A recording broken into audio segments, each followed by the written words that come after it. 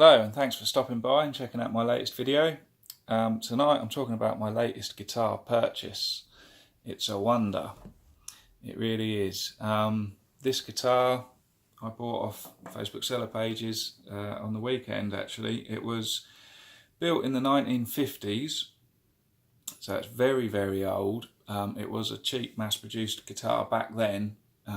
It's all laminate, there's nothing special about it really, other than it is very old, so I think it's quite special that it survived that long. I wonder how many people have learnt their first chords on it. Apparently John Lennon and Jimmy Page first picked up a Wonder guitar, or it was one of their very first guitars. So there's a bit of nod to history there, I suppose. I think it was John Lennon sold his Garatone guitar, I think it was a Garatone Wonder, similar to this, sold for £155,000 in 1999. However, this I don't believe belonged to anyone famous, so I picked it up for 40 quid and I thought, well, it's that old, it survived that long, and I want a slide guitar to practice with. All my other guitars, the action's just too low and I don't really want to I just wanted something dedicated to slide, so I've set this up in open E tuning. I've got E, B, E, sorry, right, where are we? E, B, E, G sharp, B, E. And actually I was quite pleasantly surprised. It's useless for fretting chords or anything like that with. In fact, I had to move the bridge. The bridge had slipped up here. And when I first was playing it, the 12th fret, or the octave, was here on the 11th. It was down a fret, and I was like, what's going on? And I looked at the bridge and I thought it's moved.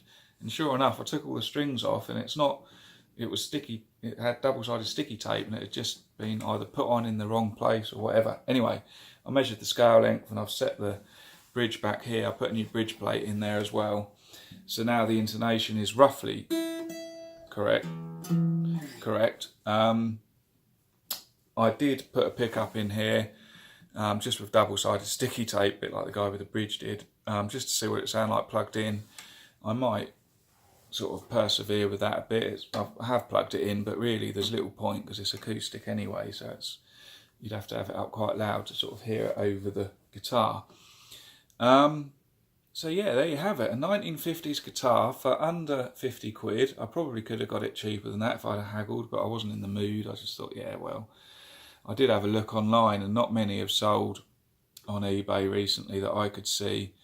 And this is in fairly good condition, to be fair, apart from it need a little bit of work with the bridge, but all the tuning keys work and there's no significant damage on it. It's got your obvious sort of scuffs and scratches and that you'd expect from a guitar that's 50 years old, but that's all part of the charm. And yeah, I was quite surprised with how it sounded really for a cheap guitar that old. It's got a sort of certain charm about it, so I'll try and play something, a little slide. I'm not very good with slide, but I'll give it a go, and so you can see what you think anyway. Here we go.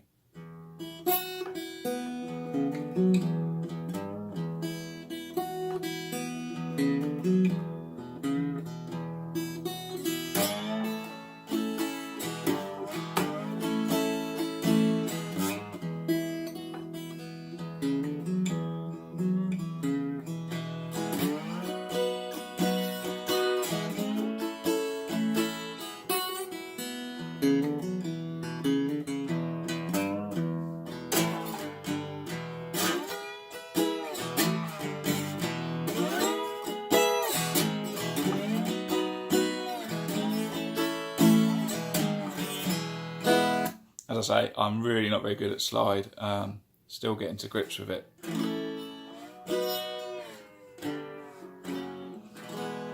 So that's it, a 1950s guitar for under 50 quid. I suppose the point of this video is you don't have to spend a lot of money to have fun with guitars, I built a slide guitar out of a little wooden spoon, probably about that big, probably about that big, I suppose, if you thinking about the neck. 3 strings, put a little single coil pickup in it, and it sounded really cool. So yeah, go and find yourself an old clapped out guitar, have a bit of fun with a slide on it, or build one, and there you have it.